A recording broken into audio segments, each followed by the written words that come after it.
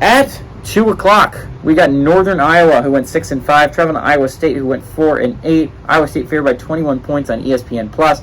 Hunter Decker is for Iowa State, went 302 of 457, threw for 3,044 yards, 19 touchdowns and 14 interceptions. Jirel Brock on the ground had 99 carries for 445 yards and 3 touchdowns, and Xavier Hutchinson was their leading receiver. I think what's going to be really interesting in this game is Iowa State had a really bad year last year, right? And a lot of people immediately forget about what Matt Campbell's been able to build at Iowa State. This is a team that has consistently competed for a Big 12 championship since he's gotten there. He has one down year and everybody's ready to forget him.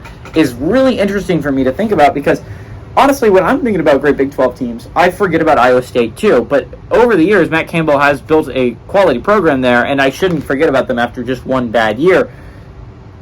I mean, the thing is, there's just so many flashier teams to think about. Texas is really super cool to think about because, again, it's Texas, it's flashy. Oklahoma the same way.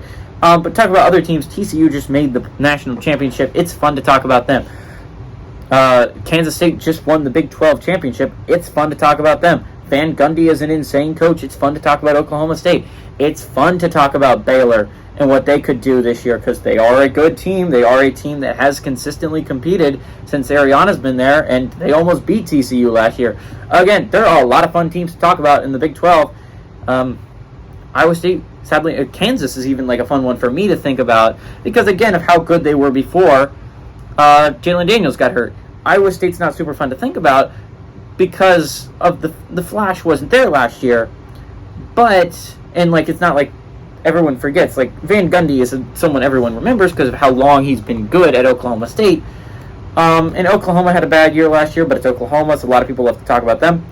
Iowa State's on a team a lot of people love to talk about, but the Cyclones have been consistently good since Campbell has been there. He led them to a Big 12 championship 2 years ago. Not a win, but an appearance in the Big 12 championship 2 years ago. It's crazy that a lot of people are ready to forget how good this football team has been. But a lot of people tend to forget is Northern Iowa is typically a really good FCS team, and Northern Iowa has given Iowa State a lot of trouble in the past couple of years.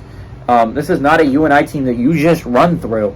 That does not happen. Iowa State has known from experience that UNI is going to give you everything they've got, and they're going to fight you tooth and nail. They're going to beat you up. And unfortunately for Iowa State, they play Iowa next week, which is a team that will actually beat you up defensively. I think this game is going to be really interesting. Northern Iowa is a good football team. I don't expect Iowa State to win by a lot here. Again, they went 4-8 for a reason. A lot of the reason why they went to the Big 12 championship is a guy like Brock Purdy, who has had success in the NFL. A lot of people forget. A lot of people were counting him out when he was at Iowa State, calling him a bad quarterback. But just in hindsight, Brock Purdy's a really good quarterback. There's a reason why Iowa State made it there, and a lot of that was Brock Purdy. A lot of it was Matt Campbell.